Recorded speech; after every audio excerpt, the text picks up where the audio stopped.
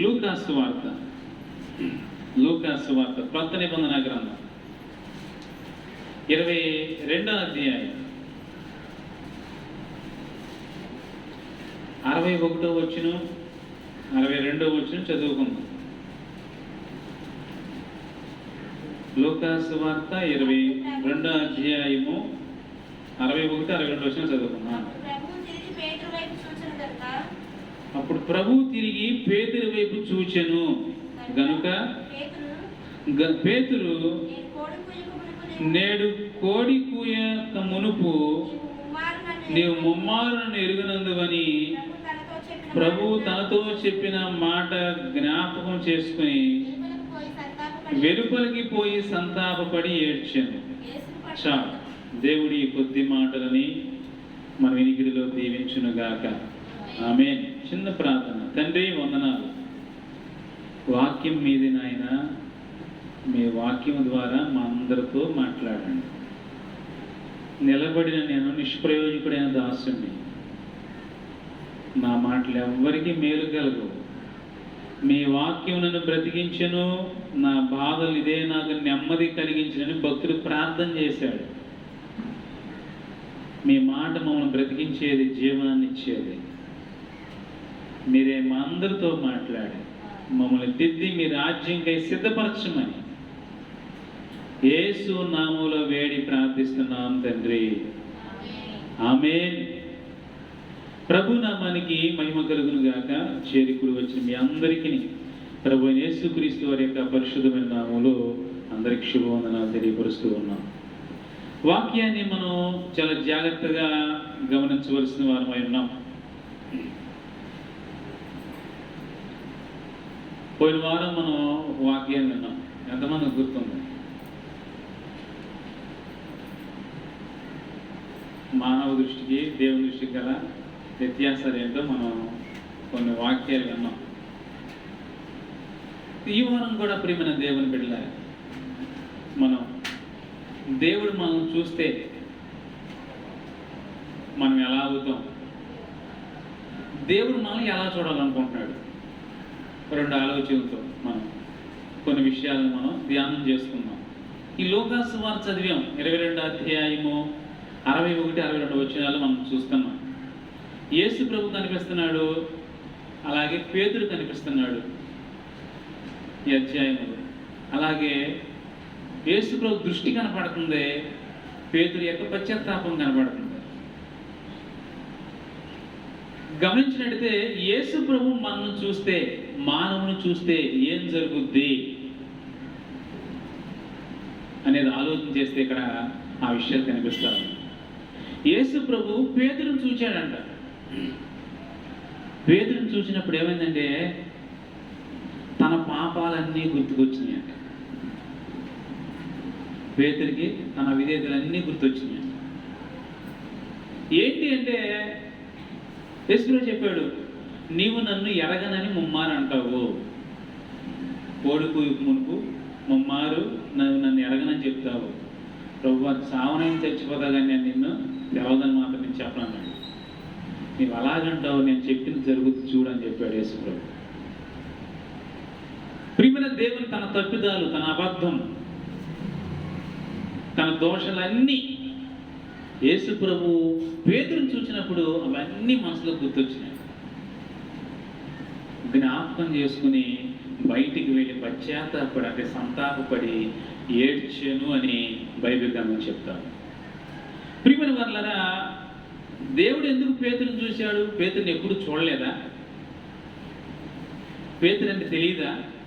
కొత్తవైతే ఏమన్నా అంటే కాదు కదా. పేతురుకి ఎన్నో సన్నివేశాలు దేవుడు చెప్పాడు. పేతురు కూడా దేవుడితో ఎన్నో మాటలు పలికాడు. అలాంటి పరిస్థితుల్లో ఇక్కడ యేసు ప్రభు పేతురుని చూసే విషయం ప్రత్యేకంగా దేవుడు ఎందుకు వర్ణించాడంటే, రాసించాడంటే, యేసు ప్రభు ఒక మానవుని చూస్తే మానవులో ఉన్న అవిధేయతలు బయలుపడతాయి. అలాగే ఆ మానవుడు పరిపూర్ణంగా చేయబడతాడు, దిద్దుకుంటాడు. పాపిని ప్రభు నన్ను క్షమించనే పశ్చాత్తాపంలోకి వస్తాడు, మార్పు చెంది దేవుని కొరకు ఒక చిత్తార్థమైన జీవితాన్ని, దేవుని కొరకు ఒక ప్రత్యేకమైన బ్రతుకును బ్రతకడానికి తను తాను సమర్పించుకుని ప్రభువు యొక్క నడవడికలో బ్రతకడానికి ఇష్టపడిపోతాడు అనే విషయాన్ని వాక్యం మనకు గుర్తు చేస్తా ఉంది. ఒక్కొక్క సమయంలో ప్రియమైన దేవుని బిడ్డలారా, మన జీవితాల్లో ప్రార్థన చేస్తున్నప్పుడు కానీ, దేవుల్లో మన యాత్ర కొనసాగుతున్నప్పుడు మన అవిధేయతలు, మన పొరపాట్లు గుర్తు చేయబడతా ఉంటాయి. వాక్యం చదువుతుంటే ఇలా చేసిన కొన్ని సమయంలో పశ్చాత్తాపాలు కలుగుతూ ఉంటాయి. కారణాలు ఏంటో తెలుసా? దేవుడు మనల్ని చూస్తున్నాడు. దేవుడు మనం చూసినప్పుడు ఏమో తెలుసా అంటే మనం పశ్చాత్తాపం అవుతాం. అయ్యో నిజమే, నా ప్రభు వాక్యానికి వేరుగా జీవించాను, నా ప్రభు విషయం నేను అబద్ధమాడాను, నేను నా ప్రభువుకు వ్యతిరేకంగా బ్రతికిన వ్యక్తిని నేను అని తన జీవితంలో తను ఏవైతే దేవుడికి వ్యతిరేకంగా చేశాడో, జీవించాడో, బ్రతికాడో అవన్నీ పేతురు మనసులోకి జ్ఞాపకం వచ్చేసినాయి. అంతే, వెంటనే బయటికి వెళ్ళిపోయాడు. యేసు ప్రభు దూరంగా వెళ్ళిపోయి పశ్చాత్తాపడ్డాను. ప్రభువా, ఎంత పాపినైనా నువ్వు చెప్పినా కానీ నేను గ్రహించి సిద్ధపడి బలపరుచుకోలేకపోయాను.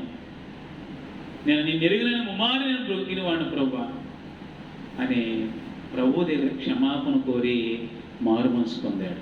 ఈనాడు చాలా మంది ప్రియమైన దేవుని బిడ్డలారా, ప్రభువు చూడడానికి వచ్చేవాళ్ళు ఉన్నారు, ప్రభు దగ్గరికి వెళ్ళడానికి వచ్చేవాళ్ళు ఉన్నారు. కానీ పేతురు వలె మారు మనసు పొంది సరి చేసుకుని దిద్దుకుని దేవునిలో రక్షణ పొంది ఆయన కొరకు బ్రతికే వ్యక్తులు లేరు. దేవుడు ఆశించేది ఏంటంటే మన జీవితంలో పరివర్తన కలగాలి. దేవుడు మనల్ని చూస్తే మనలో మార్పు కలుగుతుంది. అర్థమవుతుందండి? ఈనాడు ఇంకా నువ్వు మార్పు కలగట్లేదంటే దేవుడికి నువ్వు అందట్లేదు, దేవుడికి దూరంగా జరిగిపోతున్నావు. ఎంతోమంది బైబిల్ గ్రంథంలో భక్తులను చూస్తున్న చాలా మంది దేవుని ద్వారా, దేవుని చూపులో జీవించి మార్పు చెంది ప్రభువు కొరకు వారి యొక్క జీవితాలని సమర్పించుకుని వారి చావు వరకు కూడా ప్రభువుతో బ్రతికిన వాళ్ళు ఉన్నారు. మరికొందరు హృదయాలను కఠినపరుచుకుని దేవునికి అందుకోకుండా సాధారణకు దగ్గరై లోకంతో జీవించి నరకపాత్రులైన వాడు కూడా లేకపోలేదు. దేవుని యొక్క ఉద్దేశం, దేవుని దృష్టి మనల్ని చూస్తుంది అంటే పరిపూర్ణులుగా చేయబడి దిద్దుకొని మార్పు చెంది ఆయన చిత్తములో మనందరం కూడా బ్రతకాలనే మాత్రమే ఆయన మనం చూస్తున్నాడు. బైబిల్ గ్రంథంలో చాలా పనులు యేసుప్రభు కొన్ని విషయాల్లో కొంతమంది చూశాడు. పాపాత్మ స్త్రీని, ఒక స్త్రీని రాళ్లతో కొట్టి చంపాలని చెప్పి ఒక స్త్రీని లాక్కుని వచ్చారు. బోధకుడా, ఈమె ఇలా చేస్తుండగా మాకు దొరికింది, ఇలా చేస్తుంది, ఈమె మోషే ధర్మశాస్త్రం పెట్టి రాళ్ళు పెట్టి కొట్టి చంపాలి కదా, నువ్వేం చెప్తావు చెప్పు అన్నాడు. తీసుకొచ్చారు యేసుప్రభు దగ్గరికి. ఆయన చెప్పాడు, ఏం చెప్పాలి, మీలో పాపం లేని వాడు ఎవడు మోట మీద రాయేయమన్నాడు. చెప్పి వాళ్ళ వైపు చూసి తల వంచి నేల మీద తన చేతితో ఏవో రాసి మరలా తల ఎత్తి వారు చూసినాడు. ఎందుకంటే 7వ వచనం చెప్పబడదు యోహాను సువార్తలో. తల ఎత్తి వారిని చూసినప్పుడు ఏమవుతుంది? దేవుడు తల ఎత్తి చూస్తే ఏమవుతుంది? మనం చూస్తే మనలో ఉన్న రహస్య పాపాలను బయటపడతాయి అంట. మనకు గుర్తొచ్చేది మనకి ఆటోమేటిక్గా. యేసు ప్రభు ముఖంలో మనం చూస్తే ఏమవుద్దిరా అంటే మన అవిధేయతలన్నీ, అబద్ధం ఆడాము, బూతులాడాము, దొంగతనం చేసాము, చెడ్డ పనులు చేసాము, చెడుగా ప్రవర్తించాము, చెడుగా మాట్లాడాము, చెడుగా చూసాము, చెడుగా నడిచాము, ఏదైతే చేసామో అదంతా కూడా మన మనసులో గుర్తొచ్చాదంట. అయ్యో ఇలా చేశాను, ఇలా ఉన్నా, ఇలా బ్రతికాను. కీర్తన గ్రంథం కూడా చెప్తుంది, ఆయన ముఖకాంతిలో మన రహస్య పాపములు కనబడుచున్నవి. ఆయన ముఖములో చూచినప్పుడు, ఆయన తట్టు మనం చూచినప్పుడు, ఆయన వాక్యంలోకి మనం చూచినప్పుడు, ఆయన సన్నిధిలో మనం కనిపెట్టేటప్పుడు చూచినప్పుడు మన జీవితం అర్థం కావాలి. మన జీవితం అర్థం కాకుండా ఎంత భక్తి చేసినప్పుడు కూడా వ్యర్థమైపోతుంది. మన జీవిత విధానాలు మనకు అర్థం కాకుండా ఏదో ప్రభువా నాయన తండ్రి అని దీర్ఘ ప్రార్థనలు మనం ఎంతకాలం చేసుకుంటూ పోయినప్పటికీ కూడా మనకు ప్రయోజనం లేదు. ఈ సన్నిధికి వచ్చిన తర్వాత ఆయన వాక్యం వింటూ వాక్యం చదువుతున్నప్పుడు మన జీవిత పరిస్థితి మనకు అర్థం కావాలి. పేతురు జీవితం అదే జరిగింది. యేసు పేతురును చూచెను గనుక కోడి కూయిక మునుపు ఎరుగనని చెప్పిన దేవుని ఎరుగనని చెప్పిన మాటలన్నీ తనకు జ్ఞాపకం చేయబడినవి. కాబట్టి అక్కడైతే బయటికి వెళ్ళి పశ్చాత్తాపడి ప్రియమైన దేవుని బిడ్డలారా ప్రార్థన చేసిన సంతాపపడి మొరపెట్టి ఆయనకి దేవుని కొరకు సిద్ధపడినట్లుగా వాక్యమందు మనం చూస్తూ ఉంటాం, గమనిస్తూ ఉన్నాం. ఈనాడు మనం ఎలా ఉన్నాం? దేవుడు మనం చూస్తున్నాడానికి ఒకటే నిదర్శనం. దేవుడు నన్ను చూస్తున్నాడండి అంటే ఒకటే నిదర్శనం. ఏంటి నిదర్శనం ఏంటి చెప్పండి? ఇప్పుడు విన్నాం కదా, చదువుకున్నాం కదా ఇప్పుడు వరకు. దేవునికి వ్యతిరేకమైన జీవితం ఎప్పటికప్పుడు మనకు గుర్తు చేయబడుతుంది.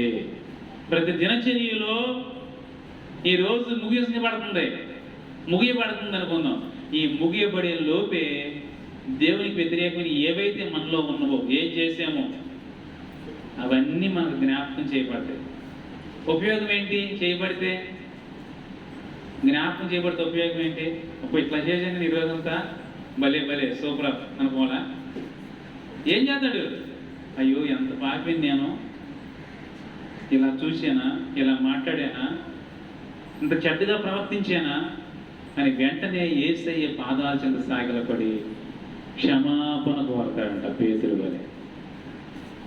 ఈనాడు దేవుని సందులోకి వచ్చిన మన జీవితాల్లో పేతురు వలె క్షమాపణ పొందే వ్యక్తిత్వం కలిగిన వ్యక్తులు దేవుడికి చాలా అవసరం.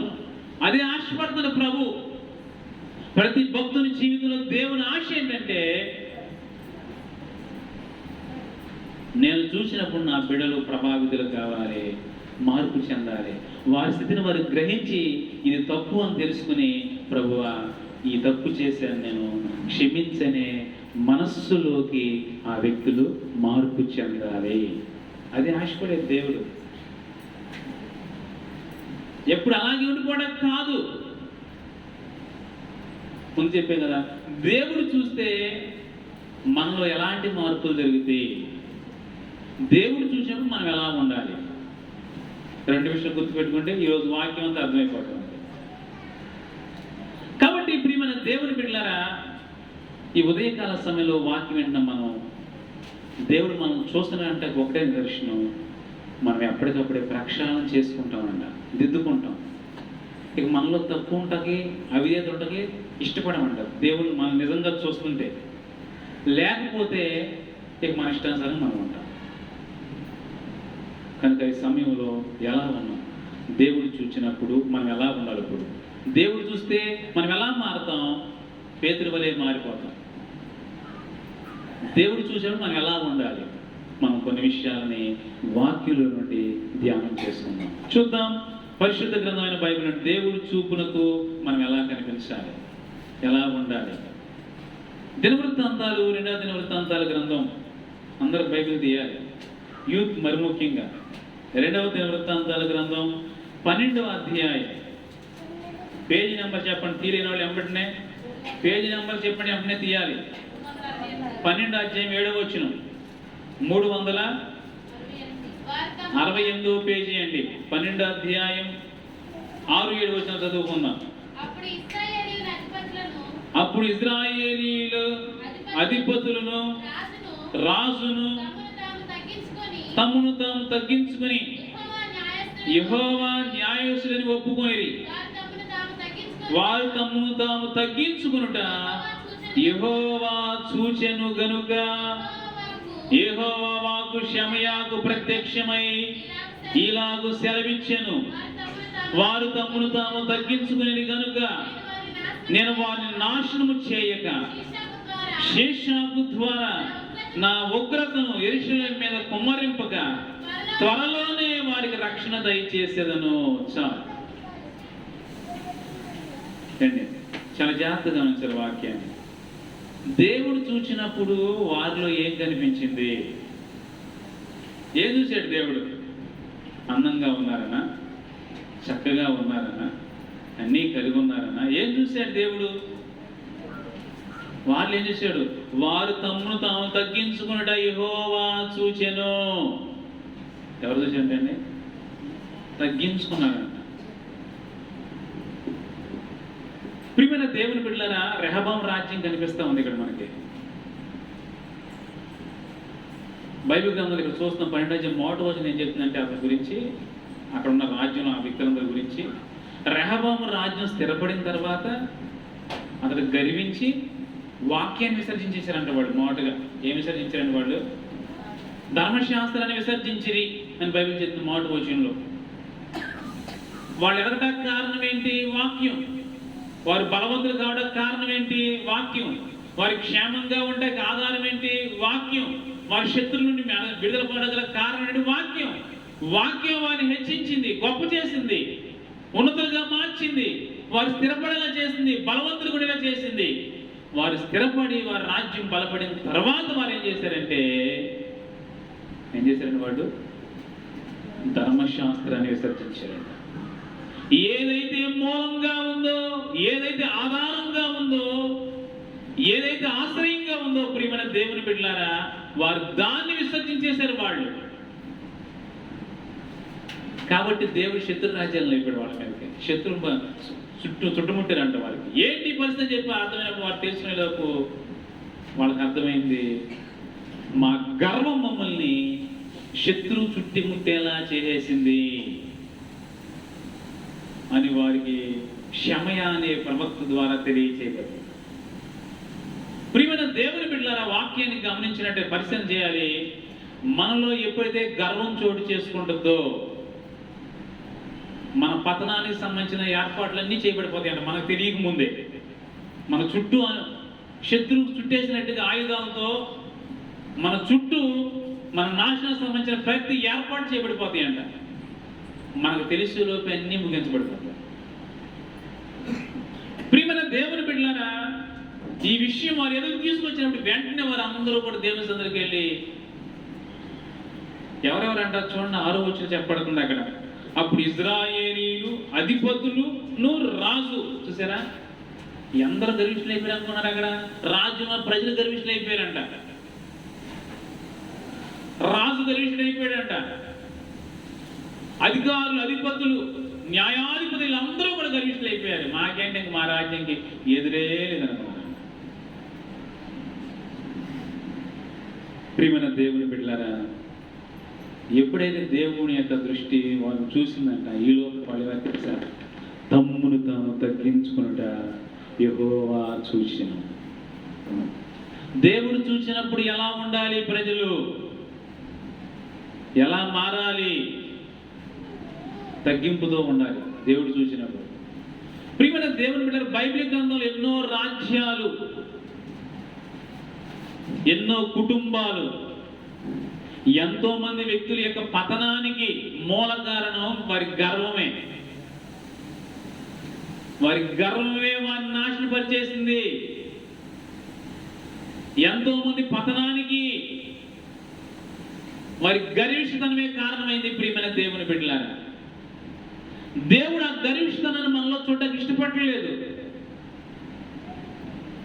ఆ నాశనానికి నడిపించే ఆ గర్వాన్ని, ఆ పాడు చేసే అహాన్ని మనందరం విడిచిపెట్టి దేవుడు మనం చూసినప్పుడు తగ్గింపు కలిగిన, వినయ విధేయతలు కలిగిన వ్యక్తులుగా దేవుడు మనల్ని చూడాలనుకుంటున్నాడు.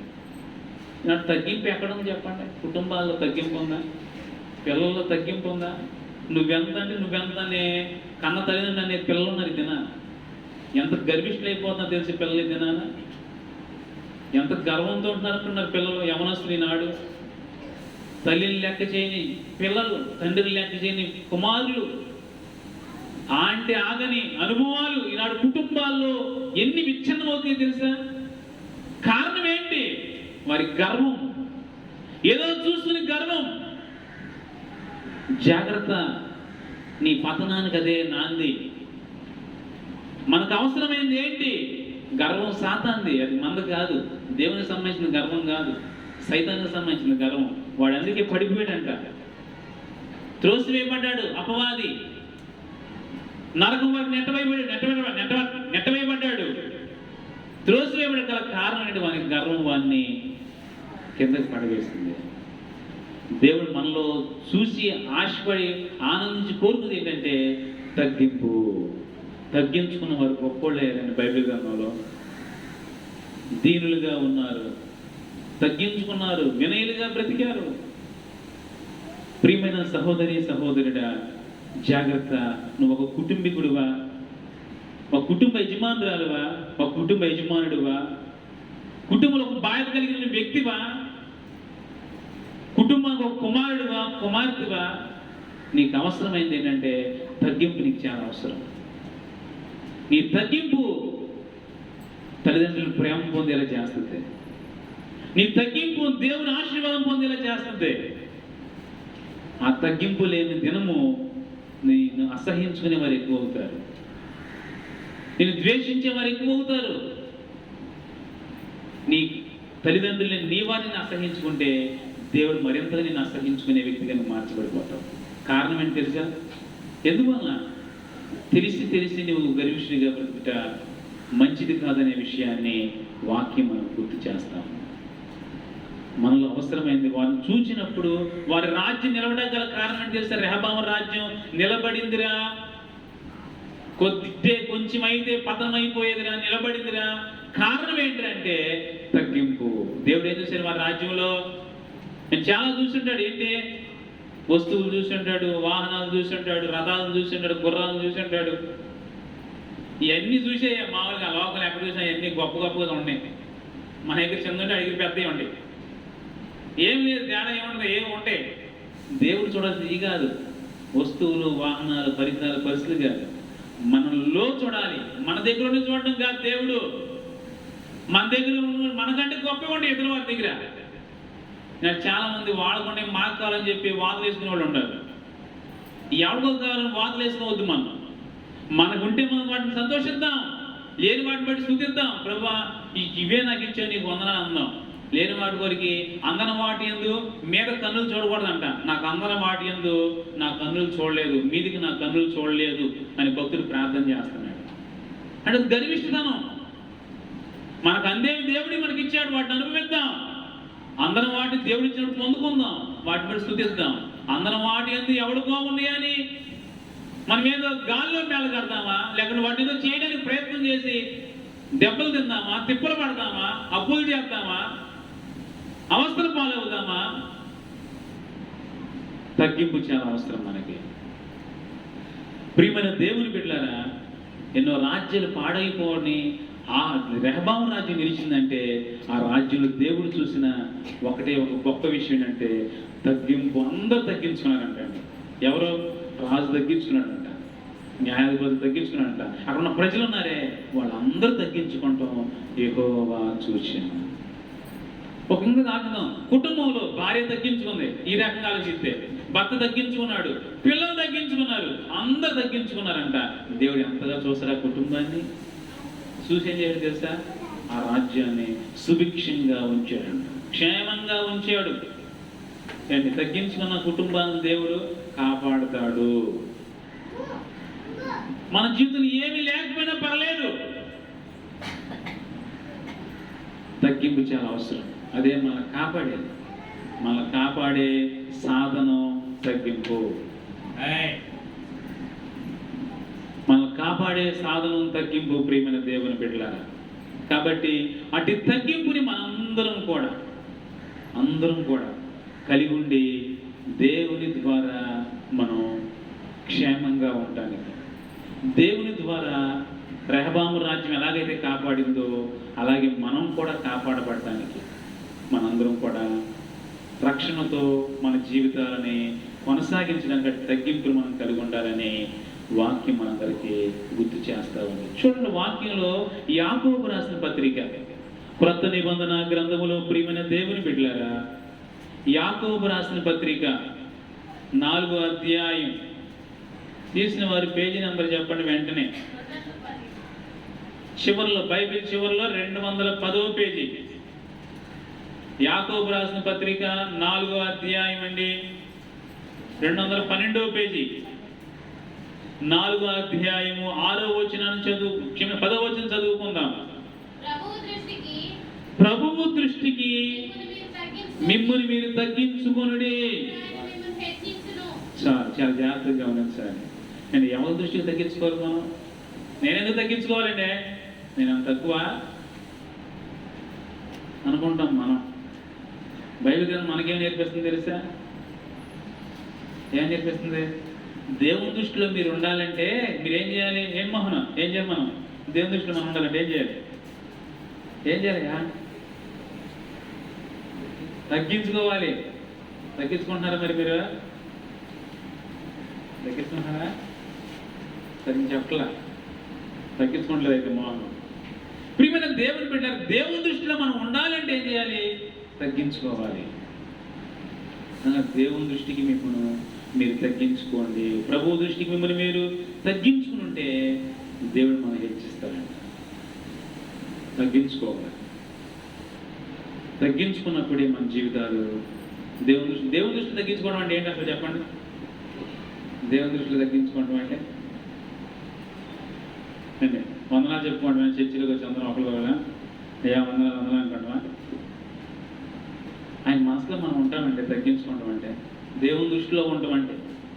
మనుషుల దృష్టిలో ఉంటాం లేదా ఉండకపోవచ్చు. మనందరం దేవుని దృష్టిలో ఉండాలంటే మనలో తగ్గింపు అవసరం. వినయం, విధేయత అంటారు దాన్ని. తగ్గింపు చాలా అవసరం. దేవుడి మనసులో మనం ఉంటామంటే గొప్ప విషయం అది. దావీదు అన్నాడంట దేవుని మనసులో. గొర్రెలు కాపరి ఆయన దావీదు, గొర్రెలు కాపరి. గొప్పోళ్ళు ఉంటారు మనసులో. అది కాదు, ఒక గొర్రెలు కాపరి ఉన్నాడంట మనసులో. ఎవరి మనసులో? దేవుడి మనసులో. దేవుడి దృష్టిలో ఎవరున్నారు? గొర్రెలు కాపరి ఉన్నాడు. కారణం ఎందుకున్నాడు? బాగా గొర్రెలు కాపరేనా? ఎందుకున్నాడు? బాగా మనల్ని మేపుతున్నాడనా? మనది ఎక్కడ కూడా పాడవకుండా కాపాడుతున్నా. అంతేకాదు, శరీరంగా ఏదైతే అవ్వచ్చు, ఆధ్యాత్మికంగా ఎంతగా మనసు తగ్గించుకున్న వ్యక్తి. తన మనసులో తగ్గించుకున్న వ్యక్తి. చాలా మంది పైకి తగ్గించుకుంటారు. మనసులో ఏముంటది? మనసులో అహం ఉంటుంది, మనసులో అతిశయం ఉంటుంది, మనసులో అహం ఉంటుంది. పైకి తగ్గించుకున్న వ్యక్తులు కనిపించిన అంతరంగంలో ప్రియమైన దేవుని బిడ్డలారా అతిశయించే జీవితం కనిపిస్తుంది చాలా మంది జీవితాలు. మనసు ఎలా ఉందనేది దేవుని దృష్టి మిమ్మల్ని మీరే తగ్గించుకుంటాం అంటే ఏంటి చెప్పిన? మనస్సులో తగ్గాలి. పైకి తగ్గనట్టుగా నటించవచ్చు, తగ్గినట్టుగా నటించవచ్చు. అవునా? అర్థమవుతుందా? తగ్గినట్టుగా నటించవచ్చు, కానీ మనసు అలా నటించదు. మనసు నిజాయితీ ఉండదు. దేవుని దృష్టిలో మన మనస్సు తగ్గింపుతో ఉండాలి. తగ్గించుకుంటే ఏమవుతుంది చెప్పండి? తగ్గించుకుంటే కుటుంబంలో సమాధానం అవుతుంది. అవునా? తగ్గించుకుంటే ఏమవుతుంది? దేవుడు కృపను పొందుతుంది కుటుంబం, రాజ్యం. తగ్గించుకుంటే మేలు పొందుద్ది. నువ్వెంత వాడెంత ఈడెంత అనుకున్నావు అనుకో, ఒకవేళ మేలు పొందలేదు. దేవుని దృష్టిలో మనం ఉండం. దేవుని కొరకు మనం తగ్గించుకోండి. కొన్ని పరిస్థితుల్లో మనుషుల కొరకు ఎవరికంటే ఎవరికి గొప్ప తక్కువోళ్ళు కాదు, వాళ్ళకున్నందులో వాళ్ళే గొప్పవాళ్ళు. కానీ దేవుని దృష్టిలో, దేవుని మనస్సుల్లో మనం ఉండాలంటే ప్రియమైన దేవుని బిడ్డలారా, వాక్యం చెప్తూ ఉంది కదా, ఆయన మనసులో మనం ఉండాలంటే అంతరంగికంగా మనం తగ్గించుకోవాలి. అంతరంగ జీవితంలో మనం తగ్గింపుగా మన జీవితాలు కనిపించాలి.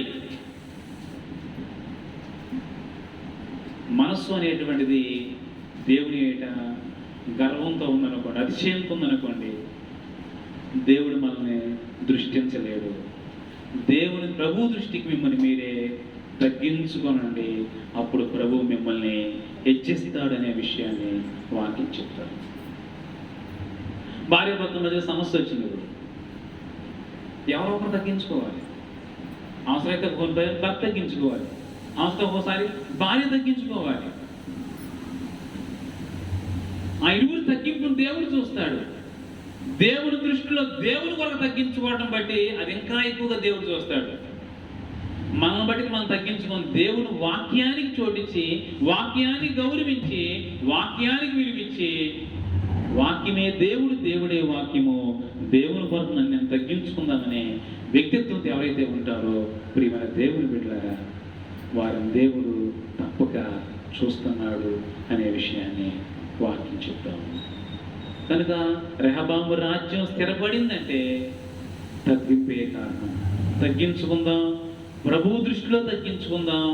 ప్రియమైన దేవుని బిడ్డలారా చూడండి, గమనించండి. ఆయన దృష్టి ఉంచుతాడు, దీనుల మీద దృష్టి ఉంచుతాడు, ఆయన కృప ఉంచుతాడు. ఆయన చూడండి మాట చూద్దాం. యాకోబు రాసిన పత్రిక ఇక్కడ 4:6 ఆయన ఎక్కువ కృపనిచ్చును, అందుచేత దేవుడు అహంకారాన్ని ఎదిరించి చాలా జాగ్రత్తగా జన్మించాలి. కృప అనుగ్రహిస్తాడంట. దేవునికి ఏమనుగ్రహిస్తాడండి? ఎవరికి? తగ్గించుకున్న వాళ్ళతో ఏముంటుంది? కృప ఉంటుందంట. చాలా ప్రార్థన చేద్దాం, ప్రభా మీ కృపను మాతో ఉంచిన ఆయన, మీ కృప చేత నడిపించు ప్రభా, నీ కృప చేత నన్ను రక్షించుకున్నావయ్యా, నీ కృప చేత నన్ను నడిపిస్తా వచ్చావు ప్రభా అంటాం కదా. ఆ కృప మనతో ఉండాలంటే ఇప్పుడు ఏం చేయాలి? మనలో ఏముండాలంటే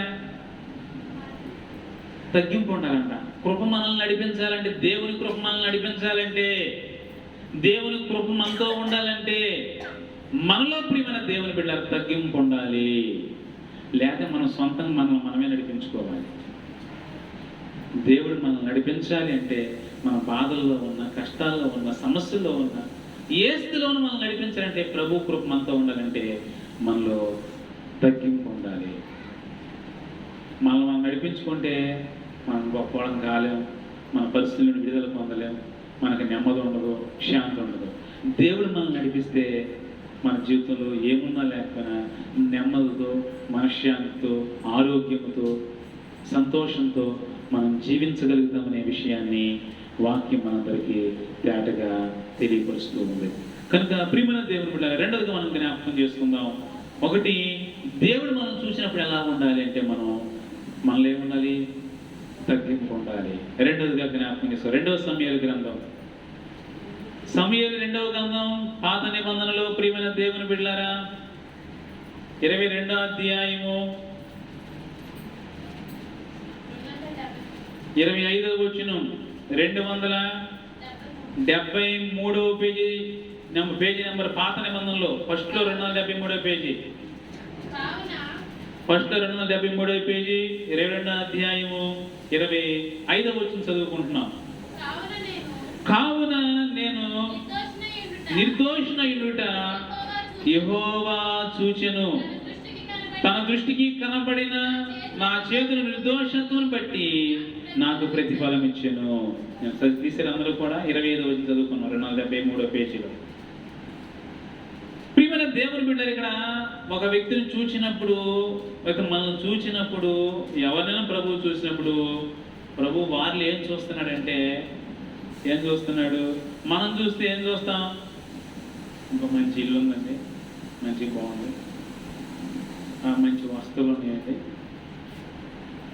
చక్క స్థలం చక్కగా ఉందండి, రోడ్డు పోవట్లేదు, ఏమి ఇవి చూస్తూ ఉంటాం మనకు. దేవుడు చూస్తే ఏం చూస్తాడంటే, వాళ్ళని ఒక వ్యక్తిని చూసినప్పుడు ఆ వ్యక్తి నిర్దోషి అంటే దోషం లేనివాడు అంటే, ఒక చెప్పండి నిరపరాధి అని అర్థం. దేవుడు అది చూస్తాడంట మనిషిలో. మనం చూసేది హెచ్చుతగ్గులు చూస్తాం, గౌరవగంతులు చూస్తాం. దేవుడు చూస్తే మనలో ఏం చూస్తాడు తెలుసా? చిన్నవాడు పెద్దవాడు అనేది మనుషుల దృష్టిలో కానీ దేవుడిలో లేదు. దేవుని దృష్టిలో అందరూ ఒకటే, అందరం చూస్తున్నాడు, అందరిని ఒకే దిశలో చూస్తున్నాడు ఆయన. అయితే ప్రియమైన దేవుని బిడ్డలారా, వాక్యాన్ని మనం పరిశీలన చేసినట్లయితే, గ్రహించినట్లయితే దీనిని ప్రత్యేకంగా చూస్తున్నాడంట ఆయన. నేను ఎవరిని చూస్తున్నాడు? ప్రత్యేకంగా శ్రద్ధ ఎవరి మీద ఉంటుందంట? కాంతి ఎవరి మీద ఉంటుంది? నేను శ్రద్ధ దీనుల మీద ఉంటున్నా. క్షమించండి, నిర్దోషుల మీద ఉంటుంది. క్షమించాలి, నిర్దోషుల మీద ఉంటుంది. అంటే నిరపరాధుల మీద, ఏ లోపం లేని వారి మీద ఆయన దృష్టి చూస్తుంది అనే విషయాన్ని వాక్యం చెప్తా ఉంది. ప్రియమైన దేవుని బిడ్డలారా, చాలా జాగ్రత్తగా గమనించాలి. ఇప్పుడు గొప్పోళ్ళు, చిన్నోళ్ళు, పెద్దోళ్ళు అనే తారతమ్యాలు మనం చూస్తున్నాం కదా, ఇవన్నీ మనం గమనిస్తున్నాం కదా. ప్రియమైన దేవుని బిడ్డలారా, వీటన్నిటిని బట్టి పరలోకం లేదు. మనం అర్థం చేసుకోవాలి వాక్యం. వీటన్నిటిని బట్టి పరలోకం లేదు. బాగా డబ్బు ఉందనో, అసలు డబ్బు లేదనో పరలోకం లేదంట. ఎవడు నిర్దోషిగా ఉంటాడో, ఎవడు నిరపరాధిగా ఉంటాడో వాడికే పరలోకం అని బైబిల్ చెప్తుంది. చూడండి వాక్యం నుండి కీర్తన గ్రంథం ఆ మాట చెప్తుంది. కీర్తన గ్రంథం 24వ అధ్యాయం 3-4 వచనాలు. కీర్తన గ్రంథం 24వ అధ్యాయం అండి 3-4 వచనాలు మనం చదువుకుందాం. Page number 463 page. యెహోవా పర్వతమునకు ఎక్కదగిన వాడెవడు? ఆయన పరిశుద్ధ స్థలంలో నిలవదగిన వాడెవడు? వ్యర్థమైన దాని యందు మనసు పెట్టగయు, కపటముగా ప్రమాణం చేయగయు, నిర్దోషమైన చేతులను శుద్ధమైన హృదయమును కలిగి ఉండువాడే. నేను ఎవరు ఎక్కారంట? యెహోవా పర్వతానికి పరిశుద్ధ స్థలం ఎవరు నివసించగలరంట? కపటంగా పలుకోకుండా, కపట ప్రమాణం చేయకోకుండా, వ్యర్థమైన దాన్ని మనసు పెట్టుకోకుండా, నిర్దోషమైన చేతులు శుద్ధమైన హృదయం కలిగిన వాడు మాత్రమే ఎక్కడుంటాడండి? ఎక్కడుంటాడు? పరలోకంలో ఉంటాడు, దేవుని రాజ్యంలో ఉంటాడు.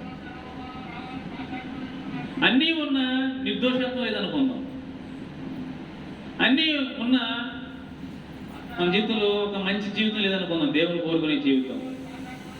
అప్పుడు ఏమవుద్ది? దేవుని రాజ్యంలో ఆ వ్యక్తి ఉండడు. దేవుడు చూచినప్పుడు నిర్దోషత్వం కనిపించాలి. నిర్దోషత్వం ఎవరైతే కనిపిస్తుందో వారికి దేవుని రాజ్యంలో, దేవుని సందులో, దేవుని యొక్క స్థలములో వారికి చోటు ఉంది అనే విషయాన్ని వాక్యం మనందరికీ తేటగా తెలియపరుస్తూ ఉన్నది. ప్రియమైన దేవుని బిడ్డలారా, చూడండి, ఒక మాట గమనించినట్లయితే రోమిలికి రాసిన పత్రికలో 2వ అధ్యాయము 7వ వచనం. అంతకంటే ముందు ఇలా కొంచెం 101వ అధ్యాయం కీర్తన గ్రంథంలో ప్రతి 101వ అధ్యాయం 6వ వచనం చదువుకుందాం. 101వ అధ్యాయం 6వ వచనం. నా యొద్ద నివసించినట్లు దేశములో నమ్మకస్తులైన వారిని నేను కనిపెట్టుచున్నాను. నిర్దోష మార్గమందు నడుచు వారందరూ నాకు చాలు. ఏమండి? నిర్దోషం ఉన్న వాళ్ళందరూ కూడా ఏమవుతారంట? దేవుని పరిచారకులు ఉంటారు, దేవుని పనిలో ఉంటారు, దేవుని చిత్తంలో వారు ఉంటారు, దేవుని ఉద్దేశాల్లో వారు ఉంటారు. దేవుని యొద్ద నివాసం చేయాలంటే మన జీవితానికి నిర్దోషత్వం కావాలి. నిర్దోషత్వం లేకోకుండా మన జీవితంలో ఈ భూమి మీద ఎన్ని కార్యక్రమాలు మనం చేపట్టినా, నేను ఎన్ని మంచి పనులు చేసిన, ఒకవేళ అన్నదానం చేసిన, భూదానం చేసిన, వస్త్రదానం చేసిన, నేత్రదానం, ఎన్ని దానాలు చేసిన, నిర్దోషత్వం లేకపోతే దేవునితో ఉండే పరిస్థితి మనం కోల్పోతాం. దేవుడికి అవసరం, మనం ఏం చేయకపోయినా పర్లేదు, నిర్దోషత్వం కావాలి. ముందు నిరపరాధులు ఉండాలి, దోషం లేని జీవితం మనం జీవించాలి దేవుని ఎదుట. అలా జీవించే వారే నిత్య జీవంలో ఉంటారని రోమిలికి రాసిన పత్రిక 2వ అధ్యాయంలో 7వ వచనంలో ఆ విషయం తెలియచేయబడతా ఉంది. రోమిలికి రాసిన పత్రికలో 2వ అధ్యాయము 7వ వచనంలో మనం చూసినట్లయితే ఏం చెప్పబడుతుందంటే, సత్క్రియను ఓపికగా చేయొచ్చు, మహిమను, ఘనతను, అక్షయతను వెతుకు వారికి నిత్య జీవాన్నిచ్చును. సత్క్రియను ఒక విధంగా చెప్పాలంటే నిర్దోషత్వంతో కూడిన జీవితాన్ని సత్క్రియ, మంచి పనులు అంటున్నది. చెడు లేని పని సత్క్రియ, దోషం లేని పని సత్క్రియ. సత్క్రియతో మన జీవితాన్ని దేవునిలో జీవిస్తూ అక్షయమైన దాని కొరకు మనం ఎదురు చూస్తూ ఉన్నప్పుడు నిత్య జీవాన్ని దేవుడు మనకిస్తాడు. మన క్రియలు దోషంతో ఉన్నాయి అనుకోండి, ప్రియమైన దేవుని బిడ్డలారా, నిత్య జీవంలో మనకు చోటు ఉండదు. నిత్య జీవం అందరికి వెళ్ళాలని ఉంది, దేవుని రాజ్యం అందరికి వెళ్ళాలని ఉంటుంది. కానీ ఎవరుంటారండి? నిర్దోషులు మాత్రమే ఉంటారని బైబిల్ చెప్తాము. కనుక ప్రియమైన దేవుని బిడ్డలారా, వాక్యాన్ని మనం గమనించినట్టయితే, కనుక ప్రియమైన వాళ్ళని గమనించినట్టు నాడు మనం ఎలా ఉన్నాం, దేవుడు చూసినప్పుడు మనల్ని దేవుని దృష్టిలో మనం ఎలా ఉండాలి, దేవుడు చూసినప్పుడు మన జీవితంలో పశ్చాత్తాపం కలగాలి. దేవుని చూపుకు మనం ఎలా ఉండాలంటే, ఒకటి ఎలా ఉండాలంటే, ఒకటి తగ్గించుకుని ఉండాలి. రెండవది ఎలా ఉండాలి? నిర్దోషులుగా మనం దేవుని కనిపించాలి. అప్పుడు మాత్రమే ఒకటి తగ్గింపు దేవుని మనసులో ఉండేలా చేస్తుంది, నిర్దోషత్వం మనల్ని దేవుని రాజ్యం వరకు తీసుకెళ్తుంది. అర్థమవుతుందండి? మన తగ్గింపు దేవుని మనసులో ఉండేలా చేస్తుంది, మన నిర్దోషత్వము దేవుని రాజ్యంలో కనిపించేలా చేస్తుంది. ఈ రెండు లేకుండా మనం ఏదేదో చేస్తాం ఉంటున్నాం అనుకుంటే అవి ఎంతకాలం ఎన్ని సంవత్సరాలు చేసినా ప్రయోజనం లేదు. ఈ రెండింటి కొరకు మనం చేయాలి. ఏం చేసినా అర్థమవుతుందంటే, దేవుని మనసులోనే ఉండాలని చెప్పి చేయాలి, తగ్గించుకోవాలి. దేవుని రాజ్యంలో ఉండాలని చెప్పి నిర్దోషంగా మనం బ్రతకడానికి ఆ రెండు ప్రయత్నాలు మనం చేస్తే దేవుడు చేయాల్సింది మన విషయంలో దేవుడు చేస్తాడు. లేకపోతే మనం ఏదో చేసుకుంటే అలా అలా కాలం గడుపుతామంటే నామకార్థమైన జీవితం తప్ప అంతకు మించి ఏం లేదు. కనుక ప్రియమైన దేవుని బిడ్డలారా, ఈనాడు మనం మన ఆత్మీయ జీవితం, మన అనుభవాలు దేవుడు చూసినప్పుడు పేతురు మారిపోయాడంట. సమాజంలో మార్పు వచ్చిందంట. నేను పాపిని ఎవరు కూడా రాళ్ళు తెచ్చాడు, పడేసి వెళ్ళిపోయాడు. ఆ స్త్రీ మారిపోయి ప్రభు కొరకు చనిపోయే వరకు బ్రతికింది సాక్షిగా. ప్రభువు చూచినప్పుడు మనలో మార్పు కలుగుద్ది. నీలో మార్పు లేదా ప్రభు దృష్టికి నువ్వు దొరకట్లేదు. నీలో మార్పు కలిగి పశ్చాత్తాపడుతున్నావా, దేవుని చూపు నేను చూస్తున్నావు కాబట్టి నీలో దేవుని వ్యతిరేకంగా ఉంచుకోవడానికి ఇష్టపడలేదు. నువ్వు ప్రతిదినము కన్నీరు కారుస్తున్నావు, ప్రతిదినం సంతాపడుతున్నావు, ప్రతిదినం ప్రభు సన్నిధిలో మోకాళ్ళుని వేడుకుంటున్నావు. కాబట్టి దేవుని యొక్క దృష్టి నేను చూస్తున్నా నువ్వు గ్రహించగలుగుతున్నావు. దేవుని దృష్టి చూసి నువ్వు తగ్గించుకుంటే ఆయన మనసులో ఉంటావు. దేవుని యొక్క సన్నిధిలో నువ్వు నిర్దోషంగా ఆయన వాక్యానుసారంటే నువ్వు బ్రతికితే నిర్దోషంగా ఆయన రాజ్యంలో ఉండడానికి అవకాశాలు ఉన్నాయి. మూడవదిగా నేను ముగిస్తాను, దేవుని యొక్క వాక్యాన్ని ఒక మాట చదివి ముగిస్తాను. లూకాసు వార్త 3వ 5వ అధ్యాయం. లూకాసు వార్త 5వ అధ్యాయము 2వ వచనాన్ని సమయంలో మనం చదువుకుందాం. ఆ సరస్సు తీరమునున్న 2 దోణులను చూచెను. జాలరులు వాటిలో నుండి దిగి తమ వలలు కడుగుచుండిరి. చాలా జాగ్రత్తగా గమనించాలి. ఇక్కడ మనకేం అర్థమవుతుంది వాక్యానికి గమనించినట్టయితే, ఇక్కడ కొంతమంది జాలరులు రాత్రంతా సముద్రంలో వలలేసారు చేపలు పట్టడానికి. వచ్చేసారు ఉదయాన్న, ఏమీ లేవు, ఏం దొరకలేదు, ప్రయోజనం లేదు. కొంచెం నిస్సహాయ స్థితిలో ఉన్నారు. చాలా లేమిలో ఉన్నారు. చాలా దరిద్రతలో ఉన్నారు. కష్టకాలంలో ఉన్నారు చెప్పాలి. ఒక విధంగా చెప్పాలంటే వాళ్ళు అమ్ముకుంటాం తర్వాత సంగతి. వాళ్ళకి తినడానికి ఆ రోజుకి ఏమీ లేవు. ఒక చేప వాళ్ళు వండుకుంటానికి కూడా లేదు. అలాంటి పరిస్థితిలో ఉన్నారు. పరిస్థితులు ఏం బాగాలేదు. ఎప్పుడు చూసాడు దేవుడు చేసేవాళ్ళని యేసయ్య? వాళ్ళ పరిస్థితులు బాగానప్పుడు యేసయ్య చూసిన వాళ్ళు. జాలరులు ఆ సరస్సు తీరమున వారి వలలు కడుక్కుంటూ ఉండగా, నిస్సహాయ స్థితిలో ఉండగా, కరువులో ఉండగా, దరిద్రతలో ఉండగా, బాధలో ఉండగా, కష్టకాలంలో ఉండగా, ఇరుకులో ఉండగా, ఇబ్బందులో ఉండగా వారిని చూసి ఏం చేశాడు? వెళ్ళిపోయాడంటరా? మనమే చూసి వెళ్ళిపోతాం. ఎందుకంటే బాబు ఎంత తలనొప్పి అనుకుంటాం. కానీ యేసు ప్రభు చూసి వెళ్ళిపోలేదు, చూశాను. అందరూ కూడా చాలా జాగ్రత్తగా గమనించాలి. ఈనాడు మన దరిద్రం దేవుడు చూస్తున్నాడు. మనకి ఏది లేదు దాన్ని చూస్తున్నాడు. మన కష్టం ఏంటో చేసే చూస్తున్నాడు. మనం అనుకుంటున్నాం ఏసే అసలు నన్ను చూడలేదు అనుకుంటున్నాం. మనం అది తప్పు. ఏసే అందరినీ చూస్తున్నాడు. చూచి ప్రియమైన దేవుని బిడ్డలారా, ఆయన ఊరికి వెళ్ళిపోవట్లు ఏం చెప్పిన తెలుసా? ఆయన ఒక ఆలోచన చెప్తున్నాడు. ఈనాడు బాధల్లో ఉన్నాం, కష్టంలో ఉన్నాం అనుకున్న అందరూ కూడా మనందరూ కూడా చాలా జాగ్రత్తగా గమనించాలి.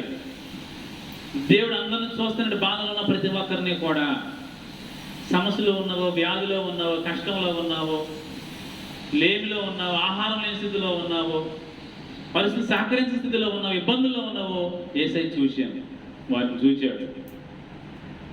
అయ్యో వాళ్ళకి ఈరోజు తినడానికి కూడా లేదే అనే పరిస్థితి కూడా దేవుడు చూచాడు. చూసి వెళ్తే వాళ్ళకి ఒక మాట చెప్పి వెళ్ళిపోయాడు. ఏం చెప్పాడు తెలుసా? మీ నావలని మీ దోణల్ని కొంచెం లోతుకు నడిపించి వాళ్ళైనా మీ పని చేసుకుని చెప్పాడు. లోతుకు నడిపించిన తర్వాత మీ పని చేసుకుని చెప్పాడు.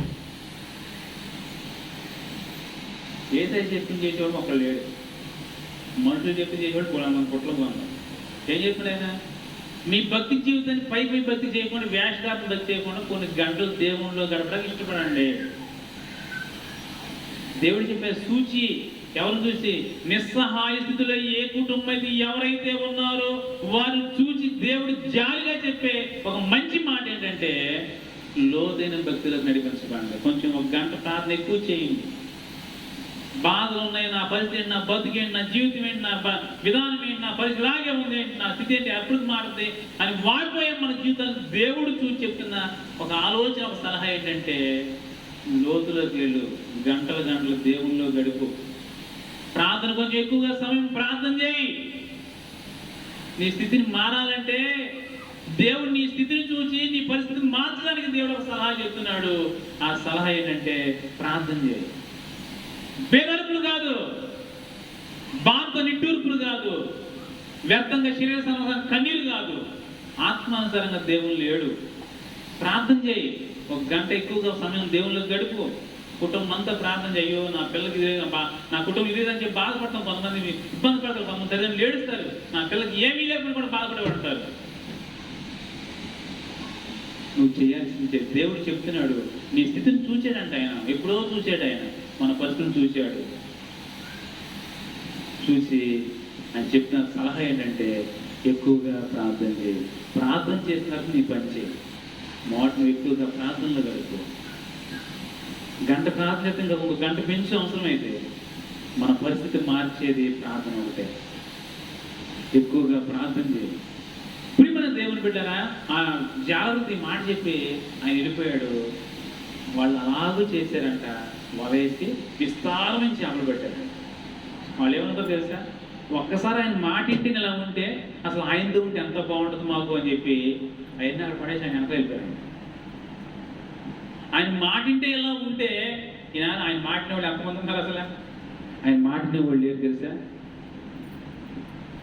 ఆయన సందుకు వచ్చేవాళ్ళు ఉన్నారు, ఆయన మాటిని ఆ ప్రకారం చేసేవాళ్ళు లేరు. ప్రార్థన చేయమని చేసేవాళ్ళు ఉన్నారా? ఏంటి ఎక్కువగా 5 నిమిషాలు 10 నిమిషాలు తప్ప ఏమన్నా ఎక్కువ అరగంట ప్రార్థన చేసే పిల్లలు ఉన్నారు ఇప్పుడు మన యూత్లో. 5 గంటలు చదివేవాళ్ళు ఉన్నారు, 10 గంటలు 12 గంటలు పని చేసేవాళ్ళు ఉన్నారు, గంట ప్రార్థన చేయలేదని చెప్పేవాళ్ళు ఉన్నారు, చేయలేదని చెప్పేవాళ్ళు, చేసేవాళ్ళు కాదు. మరి దేవుడు చెప్పిన చేతనంటే మనం లోతుకు నడిపించమంటే ఏంటి? లోతుకి ఎలాంటి ఈత రావాలి ఏంటి? లోతులకు ఎలాంటి ఏం కాదు కదా, ఈత నేర్చుకోవాలి. ఈదటం అంటే ఈదటం అంటే భక్తి. భక్తి జీవితంలో ఎక్కువ సమయం గడపాలి అంటే ఎక్కువ ప్రయాసపడలేము. ఈదటం అంటే ఊరినే ప్రయాస కావాలి, బాడీ అంతా సహకరించాలి. ఏదో నోరు సహకరించినారు నాకంటే అలా చేయాలి అంటున్నారు, మనసు మీద పోయిపోదు. ఇంకా అంత చేసిన ఆమె అనుకున్నాడు వచ్చేస్తాడు, ఆయన పని చేసుకుంటాడు. మొన్న పోస్ట్ పెట్టాను చూసారా, కదవులతో చేసే ప్రార్థన ఆయాసం కలిగిద్దంట, మనసుతో చేసే ప్రార్థన మేలు పొందేలా చేస్తుందంట. దేవుడు చెప్పిన చేసేవాడు కావాలి. ఆయన చెప్పిన సలహా, ఆలోచన, ఉద్దేశం ఏంటంటే లోతుకు నడిపించి మీ పని చేయని తర్వాత అని చెప్పాడు. ప్రియమైన దేవుని బిడ్డలారా, దేవుని మాట అద్భుతం చేస్తుంది. సారైపోతున్నాను ఎదురు అనుకుంటుంది, ఇక అయిపోయింది మా జీవితం, చనిపోదని అనుకుంటున్నారంట. ఇది ఒక ఏరియా వచ్చాడు, మంచిగా మా కొంచెం అన్నాడు, ఇచ్చారు. తేపోతా ఉండదు మంచిళ్ళు, నాకు అప్పం చేసుకురా అన్నాడు. మంచి ఎవరు దయచేసి ఏలే చెప్తున్నాడు, నాకు ఒక అప్పం చేసి తీసుకురా అన్నాడు. నీ జీవంతుడు యెహోవా జీవంతుడయ్యా, తొట్టులో కొంచెం పట్టెడు పిండి, గుడ్లో కొంచెం నూనె, పప్పాలు అసలు ఏమి లేవు రెడీగా. నేను నా కుమారుడు చావక ముందు ఈ చెరువుకి అప్పం చేసి తిని చచ్చిపోవాలనుకున్నాం అన్నాడు. అని చెప్పాడు. మాట నేను చెప్పింది అన్నాడు. అంటే ఏం చెప్పాడు ఆయన? మాట నేను చెప్పిందే, నీకు ఉందో లేదో నాకు తెలియదు, మాట వాక్యమే చెప్తా చేయి నువ్వు అంతే. అలా చేసిందామె 3.5 సంవత్సరాలు ఆశ్చర్యకరంగా పోషించబడింది. ఎలాంటి దినాలంటే ఆ దినాల్లో ఈ రోజుకి మీ కుమార్తెను వంట చేసుకుని తిన్నాము, రేపు మా కుమార్తెను వంట చేసుకున్నారనే రోజులు అంట ఆ రోజు బైబిల్ చెప్తుంది. అంటే మనిషిని మనం ఆకలి నింపుకోవడానికి ఈరోజు మా కుమార్తెను వండుకుని తిందాం, మీ కుమార్తెనే రేపు మా కుమార్తెను వండుకు తిందాం అని అంత కాటకమైన రోజుల్లో సైతం సారేపదిలో ఉన్న విధవరాలు సంతుష్టికరంగా పోషింపబడింది. కారణం ఏంటి? ఆయన చెప్పింది మనం చేయాలి, ఆయన చెప్పింది విశ్వాసంతో మనం చేయాలి. అది అద్భుతాలు చేస్తుంది, మార్పు కలిగిస్తుంది, గొప్ప కార్యాలు జరిగిస్తుంది. ఆయన సూచను జాలర్లు కడుక్కుంటాం, వాళ్ళు కడుక్కుంటాం, సూచను ఆయన వెళుతూ ఒక మాట చెప్పాడు, ఇలా చేయమని అలా చేశారు. ఈనాడు మనం కూడా ప్రార్థన చేస్తే మన పని ఎక్కువగా ప్రార్థన చేయండి. ఎక్కువగా బాధపడతాం సమస్యలు, నిద్రపడదు, కొంతమంది నిద్రపడతలేదని నా బాధలను బట్టి, నా కష్టాలను బట్టి, నా ఆర్థిక పరిస్థితిని బట్టి అని చెప్పేవాడు కూడా లేకపోలేదు. శరీరం గురించి చెప్తున్నాం, మరి ఆధ్యాత్మికంగా చెప్తున్నావా? రాత్రంతా ప్రార్థన చేద్దాం, మనస్ఫూర్తిగా నిద్రపోవాలని చెప్పేవాళ్ళు ఉన్నారా? ఏదో లేదని నిద్రపోలేదామె. ప్రార్థన చేస్తా నాకు రాత్రంతా నిద్రలేదని చెప్పే పరిస్థితులు సాక్ష్యం ఉందా మనకి? రాత్రంతా ప్రార్థన చేసే పరిస్థితులు ఉన్నాయా? శరీరంగా 100 చెప్తాం మనం. ఏసై చెప్పింది ఒక్కటి చెప్పింది చేయించుకోండి చాలు. ఏసై చెప్పింది చేసినప్పుడు అద్భుతం జరుగుద్ది విశ్వాసంతో మనం చేసినప్పుడు. ఆయన లేని జీవితం, ఆయనతో లేని జీవితం. ఆయన చూచాడు, మనల్ని చూచాడు కాబట్టి ఒక మాట చెప్పేస్తున్నాడు. ఆయన వాళ్ళని చూచాడు, వారి బేరస్థితిని చూచాడు కాబట్టి వాళ్ళకి సలహా చెప్పాడు. మీరు లోతైన భక్తులకు వెళ్ళి మీరు ఇదంతా నాలో ప్రయాసపడండి, అప్పుడు మీరు పని చేయండి, అప్పుడు ఎలా పడుతుందో చూడండి అని చెప్పాడు. కనుక దేవుళ్ళలో మన పని తక్కువ, శరీరకంగా మనం ఏదో చేస్తాం అనుకుంటున్నాం. దేవుళ్ళు ఎక్కువ కొంత సమయం ఎక్కువగా కష్టపడండి, తదుపరి చూడండి, కుటుంబం అంతా అలా చేసి చూడండి. ఆర్థిక పరిస్థితులు మార్చబడతాయి, మన ఆధ్యాత్మిక జీవితాలు మార్చబడతాయి, సంతోషంతో మనం నింపబడతాం. కాబట్టి ఈ సమయంలో దేవుడు చూచినప్పుడు మనుషుల్లో మార్పు కలిగింది. ఆయన చూసినప్పుడు మన జీవితాల్లో ఆయనకి ఎలా కనిపించారంటే తగ్గింపుతో కనిపించారు, నిర్దోషంగా కనిపించారు, ఆయన చెప్పింది చేస్తున్నట్టుగా కనిపించారు. కాబట్టి ఈనాడు మనం ఎలా ఉన్నామో ఒక్కసారి పరిశీలన చేసుకుంటూ ప్రార్థన చేసుకుందాం. దేవుడు ఈ కొద్ది మాటలని మన వినికిడిలో దీవించి ఆశీర్వదించునుగాక. ఆమేన్. అందరూ మోకరించుదామా? చిన్న ప్రార్థన చేద్దాం. దేవుని యొక్క వాక్యం విన్నాం. ప్రభువా, మీరు చూసినప్పుడు వారిలో తగ్గింపును కనుగొన్నారయ్యా, నిర్దోషత్వాన్ని వారిలో చూచారు నాయన. మీరు చెప్పింది వారి బాధలు ఉన్నప్పుడు వారిని చూచారయ్యా, వారు చెప్పింది చేసి మేలు పొందారయ్యా. మీరు చెప్పింది చేసినప్పుడు